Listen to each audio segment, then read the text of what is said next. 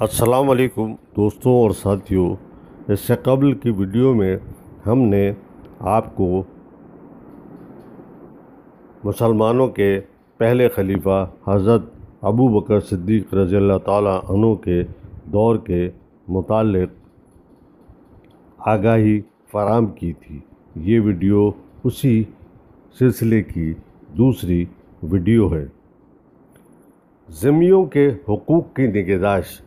حضرت صلی اللہ علیہ وسلم نے آخری وقت ذمیوں کے حقوق کی حفاظت کی بڑی تاکید فرمائی، اس لیے حضرت ابو بکر رضی اللہ تعالیٰ عنہ کا بڑا لحاظ رکھتے تھے۔ عہد رسالت میں ان کی حقوق متعین ہو چکے تھے۔ حضرت ابو بکر کے زمانے میں وہ پوری طرح قائم رہے اور آپ نے ان کی تجدید و توثیق فرمائی اور نئے ذمیوں کو بھی وہی حقوق عطا فرمائے جو ہیرا کے عیسائیوں کے معاہدے کے حقوق دیے تھے۔ ان کی خانقاہیں اور گرجے منہدم نہیں کیے جائیں گے اور نہ ان کا کوئی ایسا قصر گرایا جائے گا جس میں وہ ضرورت کے وقت دشمنوں کے مقابلے میں قلعہ بند ہوتے ہیں۔ ناقوس بجانے کی ممانعت نہ ہوگی اور نہ تہوار کے موقع پر صلیب نکالنے سے روکے جائیں گے۔ جزیہ کی شرح نہایت آسان تھی اور اس سے بھی بکثرت ذمی مستثنیٰ کر دیے گئے تھے۔ چنانچہ ہیرا کے 7,000 باشندوں میں 1,000 بالکل مستثنیٰ تھے اور باقی سے 10 درہم سالانہ لیا جاتا تھا اور اپاہج اور نادر ذمیوں کی کفالت کا بیت المال ذمہ دار تھا۔ تحفظ دین۔ خلافت کا مقصد دین کا تحفظ اور اس کے احکام کو قیام و نفاذ ہے، اس لیے حضرت ابو بکر کو تحفظ دین میں بڑا اہتمام تھا۔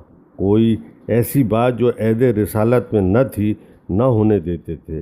اس میں احتیاط کا اندازہ اس سے ہو سکتا ہے کہ کتابی صورت میں قرآن کی تدوین سے محض اس بنا پر تعمل تھا کہ حضرت صلی اللہ علیہ وسلم نے ایسا نہیں فرمایا تھا۔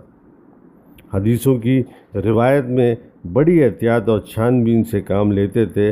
تحفظ دین کے لیے اکابر صحابہ کا محکمہ افتاء قائم تھا۔ تدوین قرآن۔ عہد صدیقی کا ایک بڑا کارنامہ کتابی شکل میں قرآن مجید کی تدوین ہے۔ اس کا سبب یہ ہوا کہ عہد صدیقی کی لڑائیوں خصوصاً یمامہ کی جنگ میں حفاظ قرآن کی بڑی تعداد شہید ہو گئی۔ اس وقت حضرت عمر کو یہ اندیشہ پیدا ہوا کہ اگر حفاظ قرآن کی شہادت کا یہ سلسلہ قائم رہا تو قرآن کا بڑا حصہ ضائع ہو جائے گا۔ اس لیے انہوں نے حضرت ابو بکر سے جمع قرآن کی درخواست کی۔ حضرت ابو بکر کو یہ عذر ہوگا کہ جو کام رسول اللہ صلی اللہ علیہ وآلہ وسلم نے اپنی زندگی میں نہیں کیا، اسے میں کیوں کروں؟ لیکن حضرت عمر کے پہم اصرار سے آپ کے ذہن میں بھی اس کی مصلحت آ گئی۔ چنانچہ آپ نے حضرت زید بن ثابت کو، جو عہد نبوی میں کاتب وحی تھے، قرآن کو جمع کرنے کا حکم دیا۔ ان کو بھی اس بار گراں کو اٹھانے میں تعامل ہوا، لیکن پھر ان کے ذہن میں بھی بات آ گئی۔ چنانچہ انہوں نے مختلف لکھے ہوئے اجزاء اور حفاظ قرآن کے سینوں سے قرآن کی صورتوں کو جمع کر کے کتابی صورت میں مدون کر دیا۔ اس روایت سے ایک عام غلط فہمی پھیل گئی کہ عہد نبوی میں قرآن مرتب نہ تھا، یعنی اس کی آیات اور صورتوں میں کوئی ترتیب نہ تھی اور نہ صورتوں کے نام رکھے گئے تھے۔ یہ کام حضرت ابو بکر کے زمانے میں انجام پایا، لیکن ایسا سمجھنا سراسر غلط ہے۔ قرآن کے احکام کی طرح اس کی آیت و صورت کی ترتیب اور ان کے نام بھی الہامی ہیں، اور حیات نبوی میں قرآن کی پوری ترتیب ہو چکی تھی۔ موجودہ قرآن اسی ترتیب کے مطابق ہے، البتہ کتابی صورت میں قرآن موجود نہ تھا۔ حضرت ابو بکر کے زمانے میں یہی کام ہوا۔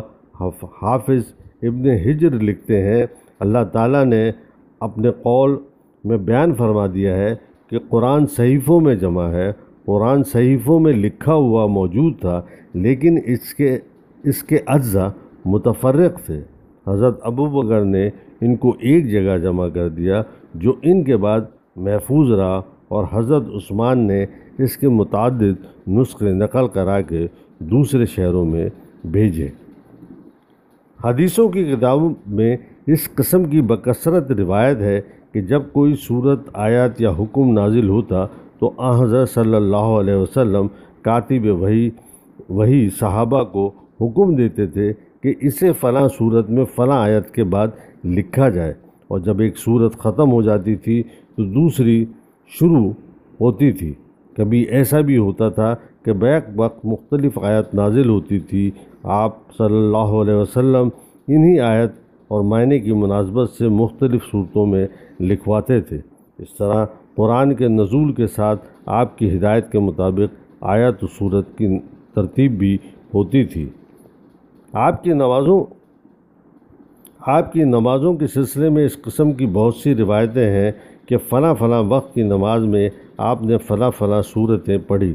اس سے معلوم ہوگا کہ صورتوں کے نام متعین ہو چکے تھے۔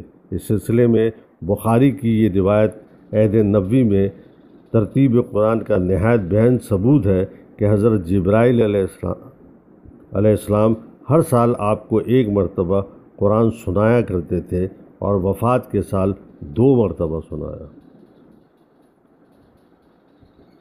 یہ مسلم ہے کہ آپ کی وفات سے پہلے پورا قرآن نازل ہو چکا تھا، اس لیے پورا قرآن سنانے کے یہی معنی ہو سکتے ہیں کہ وہ مرتب بھی تھا۔ بعض صحابہ کے پاس پورا قرآن جمع تھا۔ حضرت عبداللہ بن عمرو بن عاص کا بیان ہے کہ میں نے قرآن جمع کیا تھا اور اس کو ایک رات میں تمام کر دیتا تھا۔ رسول اللہ صلی اللہ علیہ وسلم کو معلوم ہوا تو آپ نے فرمایا کہ 1 مہینے میں ختم کیا کرو۔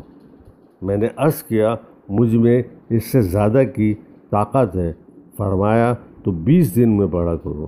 میں نے عرض کیا کہ اس سے زیادہ کی استطاعت ہے، فرمایا 15 دن میں پڑھا کرو۔ میں عرض کیا کہ اس سے زیادہ پڑھ سکتا ہوں، فرمایا تو 10 دن میں۔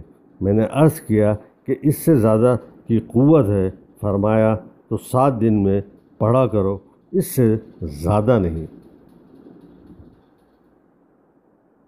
ناظرین، یاد رکھیے کہ اس روایت میں تذکرہ ہے کہ کلام پاک 7 دن سے کم کے عرصے میں ختم نہیں کرنا چاہیے، جلد از جلد بھی 7 دن میں پڑھنا چاہیے۔ اس روایت سے بھی ظاہر ہے کہ عہد نبوی میں پورا قرآن مرتب تھا اور صحابہ اس کو پڑھا کرتے تھے۔ حفاظ قرآن صحابہ کی موجودگی بھی اس کا ایک ثبوت ہے، پھر ان کی تعداد سینکڑوں سے تجاوز تھی۔ اس قسم کی 2-4 نہیں، معلوم نہیں کتنی روایتیں ہیں، لیکن ان کی تفصیل ہم اس ویڈیو میں بیان نہیں کر سکتے۔ علمی کمالات: جماعت صحابہ میں حضرت ابوبکر صدیق سب سے زیادہ اسرار شریعت کے محرم اور روح اسلامی کے دانائے راز تھے۔ قرآن، تفسیر، حدیث، فقہ، اسلامی علوم میں آپ کا پایہ نہایت بلند تھا۔ قرآن پاک کے فہم و تدبر میں ایسا ذہن اور دقیق نظر پائی تھی کہ ان کی نگاہ ان نکات تک بآسانی پہنچ جاتی تھی جن کی طرف سے عام صحابہ کا ذہن بھی منتقل نہ ہو سکتا تھا۔ علم الانصاب کے جو عربوں کا بڑا ممتاز علم تھا، بڑے ماہر تھے، اور ان کا شمار ان علماء انصاب میں تھا جو سارے عرب میں منتخب مانے جاتے تھے۔ شعر و سخن سے ذوق تھا اور زمانہ جاہلیت میں شعر بھی کہتے تھے، لیکن اسلام کے بعد شاعری ترک کر دی۔ اگرچہ آپ کوئی زباں آور خطیب نہ تھے، لیکن تقریر نہایت موزوں اور مؤثر ہوتی تھی۔ حضرت صلی اللہ علیہ وسلم کی وفات کے بعد شدت علم میں صحابہ کرام پر جو بدحواسی طاری ہو گئی تھی، اس کو آپ ہی کی تقریر نے دور کیا تھا۔ ثقیفہ بنی سعدہ کے فتنے کو آپ ہی کی تقریر نے ٹھنڈا کیا تھا۔ ذاتی حیثیت سے بڑے رقیق القلب، نرم خو، متواضع، خاکسار زہد کا پیکر تھے۔ اسلام سے قبل بھی آپ کا دامن اخلاق مراسم جاہلی سے داغدار نہ تھا۔ خلافت سے پہلے تجارت کرتے تھے، خلافت کی ذمہ داری کے بعد یہ شغل جاری نہ رہ سکا، چنانچہ بیت المال سے بقدر کفاف روزینہ مقرر کرا کے تجارت چھوڑ دی اور سارا وقت مسلمانوں کی اصلاح و فلاح میں صرف کرنے لگے۔ رقیق القلب ایسے تھے کہ بات بات پر آنکھیں اشکبار ہو جاتی تھی۔ تواضع اور سادگی کا یہ حال تھا کہ محلے والوں تک کا کام اپنے ہاتھوں سے انجام دیتے تھے اور پڑوسیوں کے مویشی تک چراتے اور ان کا دودھ بھی دھوتے تھے۔ خلافت ملنے کے بعد ایک لڑکی کو جس کی بکری کا دودھ دھویا کرتے تھے بڑی فکر ہوئی۔ آپ کو معلوم ہوا تو فرمایا، خلافت مجھ کو خلق خدا کی خدمت سے باز نہیں رکھ سکتی تھی۔ زہد و عبادت کا یہ حال تھا کہ اکثر راتیں قیام میں اور اکثر دن روزوں میں گزرتے تھے۔ خشوع و خضوع کا یہ عالم تھا کہ نماز کی حالت میں چوب خشک نظر آتے تھے۔ رقت اتنی طاری ہوتی تھی کہ روتے روتے ہچکی بن جاتی تھی۔ عبرت پذیری کا یہ حال تھا کہ دنیا کا ذرہ ذرہ ان کے لیے دفتر عبرت تھا۔ وہ سرسبز درخت دیکھتے تو فرماتے، کاش میں درخت ہوتا تاکہ آخرت کے خطروں سے محفوظ رہتا۔ چڑیوں کو چہچہاتے دیکھتے تو فرماتے، پرندوں تم خوش نصیب ہو کہ دنیا میں چرنے چگنے اور درختوں کے سائے میں بیٹھتے ہو اور قیامت کے محاسبے کا کوئی خطرہ نہیں۔ کاش ابو بکر تمہاری طرح ہوتا۔ بات بات پر آہ سرد کھینچتے، یہاں تک کہ افواہ کا لقب ہو گیا تھا۔ شکریہ۔